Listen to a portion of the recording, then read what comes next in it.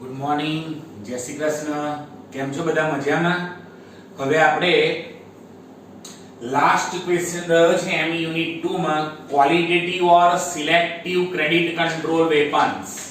Okay, question number 6.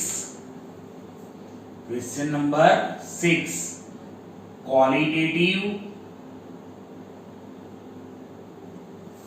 or selective weapons. Okay, quantitative આપણે બધા પૂરા કર્યા. ચલો હવે વાંચો. Explain qualitative or selective credit control of the central bank. Okay, ચલો હવે એના લિમિટેશન્સ નથી લખવાના આપણે, એટલે પહેલા ડાયરેક્ટ સીધું જો following are the main qualitative or selective credit controls. એમાં છે ને પહેલા meaning of selective credit control આપ્યું છે, એ એમસીક્યુ માટે ઇમ્પોર્ટન્ટ છે. પછી આપણે એના ટોટલ ક્વોલિટેટિવ સિલેક્ટિવ ક્રેડિટ કંટ્રોલમાં 5 પોઈન્ટ જોવાના. એટલે હવે આન્સરમાં જુઓ, meaning of selective credit controls. હવે સિલેક્ટિવ ક્રેડિટ કંટ્રોલ શાના માટે યુઝ થાય? તો પર્ટિક્યુલર ડિઝાયરેબલ પર્પસ માટે, કાં તો કોઈક બરાબર છે એરિયામાં કે કોઈ પર્ટિક્યુલર સેક્ટરની અંદર ક્રેડિટને એક્સપાન્ડ કરવા માટે અથવા કંટ્રોલ કરવા માટે આ ક્વોલિટેટિવ મેઝર્સ વપરાય. તો જુઓ, selective credit controls R those measures which can expand credit for desirable purpose. Underline करो,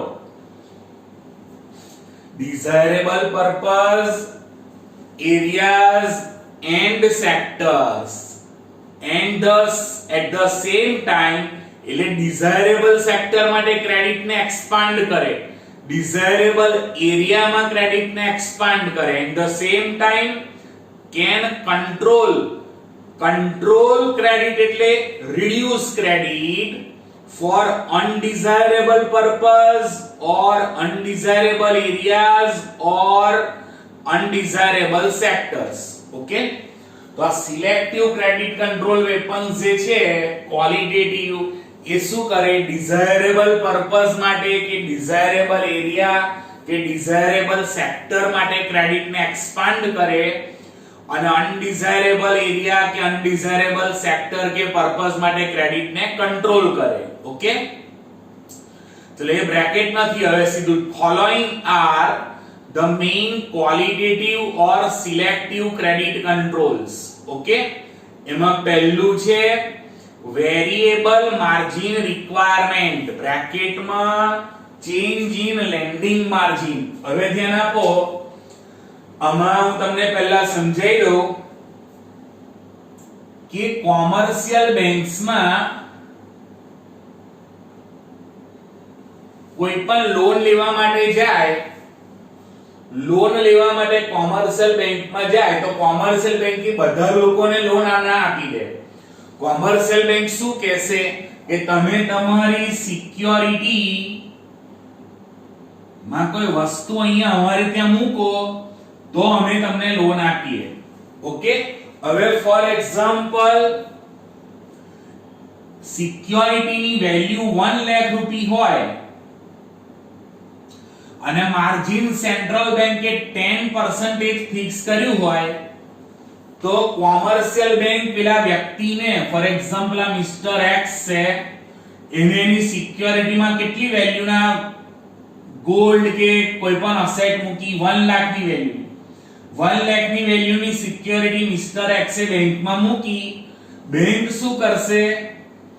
એને 1 લાખ રૂપિયાની લોન નહીં આપે, 10% રિઝર્વ કાપી લેશે માર્જિન.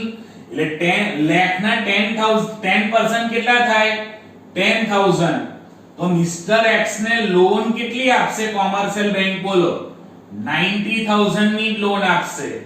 ઓકે, તો for example mister x commercial બેંકમાં લોન લેવા ગયો તો કોમર્શિયલ બેંક એને એવું કહેશે કે તું કોઈ સિક્યોરિટીમાં કોઈ વસ્તુ અમારે ત્યાં ગીરવે મૂક. તો મિસ્ટર એક્સ એવું સમજો કે સિક્યોરિટીમાં ગોલ્ડ મૂક્યું, ગોલ્ડની વેલ્યુ 1 લાખ રૂપિયા છે તો બેંક એને 1 લાખ રૂપિયાની લોન નહીં આપે, માર્જિન કેટલું ફિક્સ થયેલું છે 10% કટ કરીને આપશે. ફોર એક્ઝામ્પલ આ 10% માર્જિન છે ને એ સેન્ટ્રલ બેંક નક્કી કરે તો 1 લાખ ના 10% એટલે 10000 કટ કરીને 90000 ની loan commercial bank mister x ને આપશે. પછી જ્યારે મિસ્ટર એક્સ એ લોન ભરી પાછી આપી દેશે, રીપે કરી દેશે, ત્યારે કોમર્શિયલ બેંક એને પેલી સિક્યોરિટીમાં મૂકેલી વસ્તુ પાછી આપી દેશે. ખબર પડી ગઈ? હવે તમે મને કહો કે જ્યારે ઇન્ફ્લેશન હોય ને ત્યારે સેન્ટ્રલ બેંક આ માર્જિન શું કરે? વધારી દે. ફોર એક્ઝામ્પલ 10% નું 20% માર્જિન કરી દે તો હવે મિસ્ટર એક્સ ને કેટલી લોન મળે? 1 લાખ માઈનસ 20% એટલે 20000 80000 ની લોન મળે. તો ઇન્ફ્લેશનમાં સેન્ટ્રલ બેંક આ માર્જિન ને શું કરે? વધારે અને ડિપ્રેશનમાં ઘટાડે. ઓકે, તો વાંચો. Usually the banks provide, banks ની ઉપર લખો commercial banks provide loans and advances against the mortgage. Mortgage એટલે ગીરો મૂકો ને એની અગેન્સ્ટ માં આપે લોન. Mortgage એટલે લખો ગીરવે મૂકવું. Of some assets or property, મતલબ અસેટ કે પ્રોપર્ટી ગીરવે મૂકવી પડે લોન લેવા જતા હોય એ માણસે. લાઈક લેન્ડ, બિલ્ડિંગ, ઓર્નામેન્ટ્સ એટલે ઘરેણા, શેર્સ, સિક્યોરિટીઝ, આ બધી વસ્તુઓ લોન લેવા જનારે એને કોમર્શિયલ બેંકમાં શું કરવી પડે? બોલો, સિક્યોરિટી તરીકે મોર્ટગેજ કરવી પડે, ગીરવે મૂકવી પડે. અને તે એટલે લખો commercial banks provide loan only upon certain percentage, underline કરો, certain percentage of the value of assets. તો એ ક્લાસમાં કહેશે asset ની વેલ્યુ કેટલી હતી? પેલી મોર્ટગેજ કરી એની 1 લાખ, તો એના કેટલા પર્સન્ટેજ લોન મળી? 90% લોન મળી, 10% માર્જિન ના કાપી નાખ્યા. એટલે સિક્યોરિટીની વેલ્યુ લાખ રૂપિયાની હોય તો બેંક લાખ રૂપિયાની લોન નહીં આપે, માર્જિન કટ કરીને 10% માર્જિન કટ કરીને 90% ની લોન આપી, એટલે 90000 લોન આપી. ઓકે, in this case હવે ઠીક કરો, the difference or gap between value of asset, asset ની વેલ્યુ કેટલી? 1 lakh, and amount of loan, loan ની amount કેટલી? 90000, is known as margin requirement. તો આ બેનો જે ડિફરન્સ ખરો ને 1 લાખ એટલે અસેટ ની વેલ્યુ અને લોન ગિવન 90000, આ બેનો જે ડિફરન્સ ખરો 10000, એને જ કહેવાય માર્જિન રિક્વાયરમેન્ટ. અને એ પર્સન્ટેજ માં કેટલું છે? 10%. તો 10% નું માર્જિન કટ કરીને 90% ની કોમર્શિયલ બેંકે લોન આપી. ઓકે, ફોર એક્ઝામ્પલ જુઓ, એક્ઝામ્પલ મેં જે આપ્યું છે એ જ છે. if on the security of assets of rupees 1 lakh, 1 lakh રૂપિયાની અસેટ્સ જે છે એ સિક્યોરિટીમાં મૂકી અને એની સામે કોમાં loan of 90000 rupees is given by bank, બેંકે લોન 90000 ની આપી, તો we can say that, underline કરો, margin requirement is 10%. હવે મને કહો આ માર્જિન રિક્વાયરમેન્ટ ફિક્સ કોણ કરે?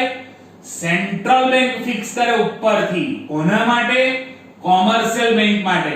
તો એમસીક્યુ માં પૂછાય કે આ માર્જિન રિક્વાયરમેન્ટ જે છે it is fixed by blank, central bank. Okay, તો ટીક કરો એમસીક્યુ માટે the margin requirement is fixed by central bank, મળ્યું? and it can be changed by central bank, અને central bank જ એને ચેન્જ કરી શકે.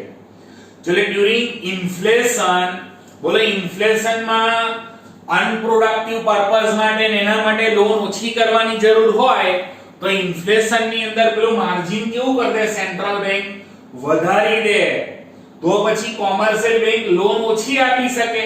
ફોર એક્ઝામ્પલ માર્જિન 20% કરી દીધું તો કોમર્શિયલ બેંક હવે 80000 ની લોન આપી શકશે, 80% લોન આપી શકશે.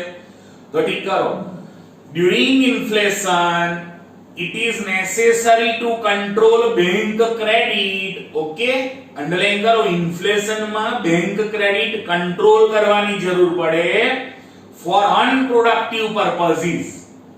For this purpose the central bank raises, central bank એ શું રેઝ કર્યું? Margin requirement.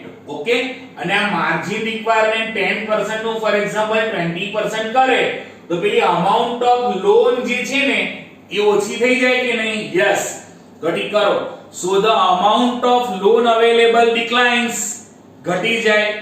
અને this will discourage the borrowers to take loans. એટલે પેલો બોરોવર હશે જે લોન લેવા આવતો હશે, અહીંયા મિસ્ટર એક્સ, એ શું વિચારશે કે યાર મારી 1 લાખ રૂપિયાની સિક્યોરિટી ને મૂકીને સામે મને ખાલી 80,000 જ લોન આપી, 80,000, એટલે ડિસ્કરેજ થયો. ક્લિયર? એટલે this will discourage the borrowers to take loans on mortgage of certain assets. okay, and will reduce bank credit. એને કારણે બેંક ક્રેડિટ ઓછી થઈ જશે for unproductive purpose. okay, તો આ મેઝર કયું છે? Margin requirement. આગળ બ્રેકેટ ચેકી નાખો. ચલો હવે સેકન્ડ છે રેગ્યુલેશન ઓફ કન્ઝ્યુમર ક્રેડિટ. હવે ધ્યાન આપો 1 મિનિટ. આ કોમર્શિયલ બેંક્સ છે ને એ કન્ઝ્યુમર ડ્યુરેબલ ગુડ્સ માટે લોન આપાપ કરતી હોય તો સેન્ટ્રલ બેંક એને ઉપરથી રેગ્યુલેટ કરે. સેન્ટ્રલ બેંક એના અંડરમાં કોમર્શિયલ બેંક્સ, બરાબર, એના અંડરમાં પીપલ એટલે કે લોન લેવા આવનાર. ચલો હવે આ commercial bank consumer durable goods જેવા કે કાર, એસી, વોશિંગ મશીન, રેફ્રિજરેટર, આવી બધી વસ્તુઓ કન્ઝ્યુમર ડ્યુરેબલ ગુડ્સ કહેવાય. તો એ કન્ઝ્યુમર ડ્યુરેબલ ગુડ્સ માટે કોમર્શિયલ બેંક વધારે પડતી લોન આપાપ કરતી હોય લોકોને, બરાબર. તો ઇન્ફ્લેશનના ટાઈમમાં એ ઓછું કરવા માટે સેન્ટ્રલ બેંક ઉપરથી છે ને રેગ્યુલેશન કરે. ઓકે, તો સેન્ટ્રલ બેંક કન્ઝ્યુમર ક્રેડિટને રેગ્યુલેટ કરે, જે કોમર્શિયલ બેંક જનરલ પીપલને કન્ઝ્યુમર ડ્યુરેબલ ગુડ્સ આપવા માટે લોન આપતી હોય છે. તો ઠીક કરો, regulation of consumer credit means to regulate the amount of credit. credit એટલે લોન, લોનની અમાઉન્ટ ને રેગ્યુલેટ કરે. કોણ રેગ્યુલેટ કરાવે? Central bank. કોને કહીને? કોમર્શિયલ બેંકને. શાના માટેની લોન? તો ઠીક કરો, two which is given to buy durable consumer goods like scooter, car, washing machine, refrigerator, AC, etc.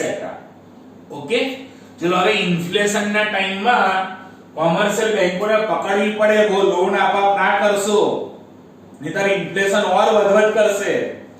મોંઘવારી વધ્યા જ કરે, લોન આપાપ કરે તો લોકો ડિમાન્ડ કર્યા જ કરે. તો સેન્ટ્રલ બેંક ઇન્ફ્લેશનને કંટ્રોલમાં લાવવા માટે કોમર્શિયલ બેંકને રેગ્યુલેટ કરે, નિયમન કરે એના પર. તો વાક્ય વાંચો. ડ્યુરિંગ ધ પીરિયડ ઓફ ઇન્ફ્લેશનના પીરિયડમાં central bank regulates consumer credit. Central bank consumer ક્રેડિટને રેગ્યુલેટ કરે ઇન ફોલોઈંગ વેઝ. એટલે ઉપરથી સેન્ટ્રલ બેંક કોને સૂચના આપે? કોમર્શિયલ બેંકને. ચલો પહેલું એ કઈ રીતે? By limiting or reducing amount of credit for purchase of consumer goods. એટલે કન્ઝ્યુમર ગુડ માટે જે કોમર્શિયલ બેંક લોન આપતી હોય ને એ અમાઉન્ટ જ લિમિટમાં મૂકી દે કે ભાઈ દાખલા તરીકે અમુક જ એમાઉન્ટની લોન મળશે, વધારે નહીં મળે. ક્લિયર? બાઇક ફોર એક્ઝામ્પલ 80,000 નું આવતું હોય તો પહેલા 50,000 લોન આપતા હતા, હવે ખાલી 30,000 મળશે. અમાઉન્ટ લિમિટ કરી દીધી ઇન્ફ્લેશનમાં. અને બીજું by reducing the period of repayment of loan. પેલો રીપેમેન્ટ ઓફ લોન નો પીરિયડ પણ સેન્ટ્રલ બેંક ઓછો કરાવી દે કોમર્શિયલ બેંક પાસે. એટલે પેલા હપ્તા પછી વધારે મોટા ભરવા પડે, લોનનો પીરિયડ ઓછો થાય, ક્લિયર, તો પછી ઇન્સ્ટોલમેન્ટ મોટા શોર્ટ પીરિયડમાં ભરવા પડે, તો પણ પછી લોકો લોન ઓછી લેશે. ઓકે, ફોર એક્ઝામ્પલ 1000 રૂપિયાના 12 હપ્તા હોય તો 12 મંથ્સ ના જે છે ને એની જગ્યાએ 6 મંથ્સ માં જ કરાવી દેશે, તો 2000 ના 6 ઇન્સ્ટોલમેન્ટ આપવાના થશે. ખબર પડે છે? તો હવે period of repayment of loan repayment ના પીરિયડ ને પણ રિડ્યુસ કરી દીધો સેન્ટ્રલ બેંકે. મતલબ પહેલા 3-4 વર્ષ સુધીના પીરિયડ માટેની લોન મળતી હોય, હવે એક જ વર્ષમાં પૂરી કરી દેવાની એવું કહી દે. ઓકે, ચલો ત્રીજું, rationing of credit. Rationing of credit નો મીનિંગ થાય મેક્સિમમ લિમિટ ફિક્સ કરવી. તો અંડરલાઈન કરો, રેશનિંગ ઓફ ક્રેડિટ એને ક્રેડિટ રેશનિંગ પણ કહેવાય. Credit rationing means fixing maximum limit. Underline કરો, મેક્સિમમ લિમિટ ફિક્સ કરવામાં આવે on the amount of loan which is given for certain purpose or certain industries. તો અમુક ઇન્ડસ્ટ્રીને કે અમુક પર્પઝ માટે જે લોન અપાતી હોય એના પર એક મેક્સિમમ લિમિટ ફિક્સ કરી દેવામાં આવે. હવે બધા કન્ફ્યુઝ બિલકુલ ના થાય, લોન આપે છે કોણ? Commercial bank. અને કોમર્શિયલ બેંકો જે લોન આપે છે ને બોરોવર ને કે ઇન્વેસ્ટર ને કે જનરલ પબ્લિક ને, એના પર મેક્સિમમ એક લિમિટ ફિક્સ કોણ કરશે? Central bank. For example central bank commercial bank ને કહી દે કે તમારે 50000 ની આ મેક્સિમમ લિમિટ છે, એનાથી વધારે લોન નહીં આપવાની. તો આ મેક્સિમમ સીલિંગ ફિક્સ કરી કહેવાય, મેક્સિમમ લિમિટ, એને કહેવાય rationing of credit. Thus this measure is quantitative as well as qualitative method of credit control. બંનેમાં ઉપયોગી થાય. This method includes following two measures. ચલો એમાં કઈ વસ્તુ કરવામાં આવે? પહેલું, the central bank decides upper limit બ્રેકેટમાં maximum limit નક્કી કરે central bank on the amount of loan which are given to well developed and large scale industries. well developed અને large scale industry ને જે વધારે પડતી લોન કોમર્શિયલ બેંકો આપ્યા કરે એના પર એક લિમિટ નક્કી કરે. કેમ? well developed અને large scale industry પર લિમિટ નક્કી કરવાની, તો એ તો ઓલરેડી well developed છે, પણ જે કન્ટ્રીની અંદર અંડર ડેવલપ્ડ અથવા તો બેકવર્ડ એરિયામાં કોઈ ઇન્ડસ્ટ્રી એસ્ટાબ્લિશ કરે તો એ લોકોને વધારે લોન આપો, અને આ વેલ ડેવલપ્ડ અને લાર્જ સ્કેલ ઇન્ડસ્ટ્રી પર શું નક્કી કરો? Maximum limit. તો લિમિટ નક્કી કોણ કરે? Central bank. અને એને એપ્લાય કોણ કરે? Commercial bank. Okay, for example mister x કોઈ બિઝનેસમેન છે, વેલ ડેવલપ્ડ ઇન્ડસ્ટ્રીનો બિઝનેસમેન છે. હવે લોન લેવા જાય ને કોમર્શિયલ બેંકમાં તો એક મેક્સિમમ લિમિટ જ ફિક્સ કરી હોય, એથી વધારે એને લોન મળે જ નહીં. તો આનાથી પણ ક્રેડિટ કંટ્રોલ થઈ શકે. અને બીજું, it charges higher interest rate. changes ની જગ્યાએ charges કરો. it charges higher interest rate on bank loans beyond a certain limit. અને દાખલા તરીકે કોઈ વધારે પડતું ઇન્સિસ્ટ કરે કે અમારે વધારે અમાઉન્ટની લોન જોઈએ છે, તો commercial bank rate of interest કેવો ચાર્જ કરે? વધારે, કે ભાઈ લોન લેવી હોય તો લઈ જાવ વધારે અમાઉન્ટની, પણ વ્યાજ વધારે થશે. ઓકે, હવે આ કેમ આવું કર્યું? તો જે કન્ટ્રીની અંદર અંડર ડેવલપ્ડ એરિયા કાં તો જે પ્રાયોરિટી સેક્ટર છે એમને વધારે લોન મળે, અને જે પ્રાયોરિટીમાં ના હોય એવા ઇન્ડસ્ટ્રી પર લોન એક લિમિટ મુકાઈ જાય, એના માટેનું આ મેઝર છે. તો આ મેઝર થી સેન્ટ્રલ બેંકે કોના પર કંટ્રોલ મૂક્યો? કોમર્શિયલ બેંક પર, કે તમે લોકો જે ઓલરેડી વેલ ડેવલપ્ડ ઇન્ડસ્ટ્રીઝ છે એમને લોન ઓછી આપો, અને જે પ્રોડક્ટિવ પર્પઝ માટેના જે બેકવર્ડ એરિયા હોય કાં તો બેકવર્ડ ઇન્ડસ્ટ્રી હોય જેમને ખરેખર લોનની જરૂર હોય એમને વધારે લોન આપો. ઓકે, તો ઠીક કરો, its main purpose is to expand loan to essential and priority sector. Central bank શું માને છે કે જે એસેન્શિયલ સેક્ટર છે, જે પ્રાયોરિટી સેક્ટર છે, એમને વધારે લોન મળે અને જે પેલા પ્રાયોરિટીમાં નથી કે એસેન્શિયલમાં નથી એવા ઇન્ડસ્ટ્રીઝને ઓછી લોન કે એવા સેક્ટરને ઓછી લોન મળે, એના માટે સેન્ટ્રલ બેંક આ મેઝર અપનાવે. એટલે કોમર્શિયલ બેંકને ટૂંકમાં શું કહેશે, હવે છેલ્લી સમરી, કે તમે લોકો એસેન્શિયલ પર્પઝ માટે કે એસેન્શિયલ સેક્ટર માટે લોન આપો એનો વાંધો નહીં, બરાબર છે. એસેન્શિયલ સેક્ટર કે એસેન્શિયલ પર્પઝ માટે લોન આપો એનો વાંધો નહીં, પણ જે ઓલરેડી પહેલેથી ડેવલપ્ડ છે એવા લોકોને તમે લોન લિમિટમાં આપો, એક મેક્સિમમ લિમિટ નક્કી કરી દો. એ તો ઓલરેડી ડેવલપ્ડ છે, પણ જે ખરેખર જરૂર છે ડેવલપ કરવાની એને વધારે લોન આપો. ઓકે. પછી ફોર્થ મેજર છે પરસ્યુએશન ઓર મોરલ સ્યુએશન. આનો મીનિંગ લખો નૈતિક રીતે સમજાવવું. મોરલી કન્વિન્સ કરે, નૈતિક રીતે સમજાવે. કોણ? સેન્ટ્રલ બેંક નૈતિક રીતે સમજાવે કોને? કોમર્શિયલ બેંકોને, કે તમે લોકો લોન ના આપ કરો ગમે તેમ, આ કન્ટ્રીમાં ઇન્ફ્લેશન વધી જાય છે તો ઇન્ફ્લેશનને કંટ્રોલ કરવા માટે અમે રિક્વેસ્ટ કરીએ છીએ. આવું કોણ કહેશે? સેન્ટ્રલ બેંક નૈતિક રીતે સમજાવશે, કન્વિન્સ કરશે. કોને? કોમર્શિયલ બેંકને અપીલ કરશે, રિક્વેસ્ટ કરશે, નૈતિક રીતે સમજાવશે તમે લોકો ગમે તેમ લોન ના આપો. જે એસેન્શિયલ પર્પઝ માટે હોય તો ઠીક છે, કોઈ એસેન્શિયલ સેક્ટર માટે હોય તો ઠીક છે, પણ ગમે તેમ બધાને લોન ના આપ કરતા. આવું કોણ સમજાવે નૈતિક રીતે? Central bank. કોને? Commercial banks. એને કહેવાય મોરલ સ્યુએશન ઓર પરસ્યુએશન. તો ઠીક કરો, in this method central bank છે ને લેટર લખીને સમજાવે. Central bank writes letters, letter લખે એન્ડ હોલ્ડ્સ મીટિંગ, અને પછી મીટિંગ બોલાવે વિથ કોમર્શિયલ બેંક્સ. એટલે સેન્ટ્રલ બેંકે શું કર્યું? લેટર લખ્યો કોમર્શિયલ બેંક્સ ને અને મીટિંગ બોલાવી and discuss on monetary and credit matters. Monetary અને ક્રેડિટ મેટર્સ પર સેન્ટ્રલ બેંક ડિસ્કશન કરે આ લોકો સાથે. ઈટ રિક્વેસ્ટ, ઈટની ઉપર લખો સેન્ટ્રલ બેંક રિક્વેસ્ટ ઓર અપીલ્સ, ખબર પડી? એન્ડ કન્વિન્સીસ એટલે સમજાવે, રિક્વેસ્ટ કરે અને સમજાવે. કોને? The commercial banks. શાના માટે સમજાવે? To give loans as per its direction, કે અમે જે ડિરેક્શન આપીએ ને સૂચના એ પ્રમાણે જ તમે લોન આપો. આવું કોણ સમજાવે? Central bank. કોને? કોમર્શિયલ બેંકને, કે અમે તમને જે ડિરેક્શન આપીએ એના માટે લોન આપો, બ્રેકેટમાં only for desirable purpose.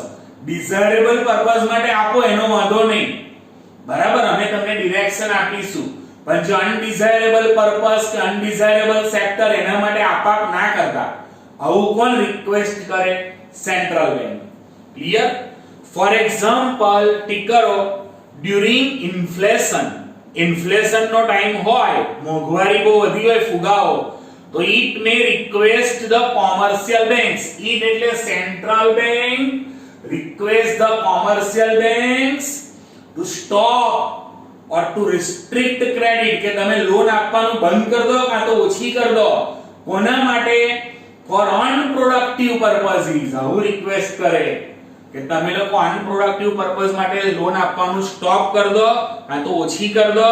and to expand bank credit for productive or desirable purpose. A desirable purpose છે એના માટે આપો એનો વાંધો નહીં, પણ અનડિઝાયરેબલ પર્પઝ માટે મહેરબાની કરીને ના લોન આપશો. ઓકે. ઇન ધીસ મેઝર, પણ હવે આમાં રિક્વેસ્ટ કરી, ફરજિયાત નથી, માનવું ના માનવું કોના પર છે? કોમર્શિયલ બેંકો પર. ઓકે. પણ હવે તમે સમજો માનવું જ પડે, કારણ કે જો કોમર્શિયલ બેંક ના માને ને તો પછી આગળ જ્યારે એને કોઈ વાર પ્રોબ્લેમ થાય ને ત્યારે સેન્ટ્રલ બેંક પણ હેલ્પ કરે નહીં. તો ઠીક કરો, in this measure there is no compulsion, કશું કમ્પલ્શન નથી, ફરજિયાત. so its success is doubtful. But in most of the cases, banks may obey the instruction or appeal of central bank. પણ મોટા ભાગના કેસમાં તો છે ને આ કોમર્શિયલ બેંક સેન્ટ્રલ બેંકની અપીલ એટલે કે રિક્વેસ્ટ નું ઓબે એટલે પાલન કરે. ક્લિયર? કરવું જ પડે આમ તો, કારણ કે ફરી કોઈ પણ રીતે એને પ્રોબ્લેમ થાય તો સેન્ટ્રલ બેંક હેલ્પ ના કરે. This method is used when other measures are less effective. તો બીજા બધા ક્રેડિટ કંટ્રોલના મેઝર્સ જ્યારે લેસ ઇફેક્ટિવ થઈ ગયા હોય ત્યારે આ મોરલ સુએશનના માર્ગથી સેન્ટ્રલ બેંક રિક્વેસ્ટ કરે, અપીલ કરે, કન્વિન્સ કરે. કોને? કમર્શિયલ બેંકને કે તમે લોકો ડિઝાયરેબલ પર્પસ માટે, ડિઝાયરેબલ એરિયામાં માટે લોન આપો અને અનડિઝાયરેબલ પર્પસ માટે ઓછી કર દો લોન, કાં તો સ્ટોપ કર દો. બરાબર? અને ફિફ્થ પોઈન્ટ, ડિરેક્ટિવ ઓર ડાયરેક્ટ કંટ્રોલ. હવે આમાં તો સીધું છે ને ઉપરથી સૂચના જ આપી દે, કોઈ અપીલ કે રિક્વેસ્ટ નહીં, ઉપરથી ડિરેક્ટિવ જ બહાર પડે. કોણ બહાર પાડે? સેન્ટ્રલ બેંક, કે લોન કંટ્રોલ કર દો તમે લોકો. તો when all the other measures prove ineffective, મતલબ જ્યારે બધા મેઝર્સ ઇનઇફેક્ટિવ પ્રૂવ થાય અને સેન્ટ્રલ બેંકને લાગે કે આ કોમર્શિયલ બેંક તો હવે માનતી જ નથી, લોન આપા જ કરે છે, આપણે રિક્વેસ્ટ કરી તો પણ, તો central bank can exercise direct control. Underline કરો, ડાયરેક્ટ કંટ્રોલ યુઝ કરશે over the bank loan. Okay? Bank loan પર ડાયરેક્ટ કંટ્રોલ by issuing, શું ઇસ્યુ કરીને? certain directives to commercial banks. Directive એટલે એક પ્રકારની સૂચનાઓ આપી જ દે કે આવું જ કરવાનું, આના માટે લોન આપો. ક્લિયર? એટલે ઉપરથી ડાયરેક્ટ કંટ્રોલ કર્યો કોમર્શિયલ બેંક પર. કોને? સેન્ટ્રલ બેંકે. For example, under RBI act, reserve bank of India act પ્રમાણે central bank can issue directives to commercial bank regarding, ચલો કયા કયા સૂચનાઓ આપે central bank? Rate of interest to be charge, કે તમારે કેટલો રેટ ચાર્જ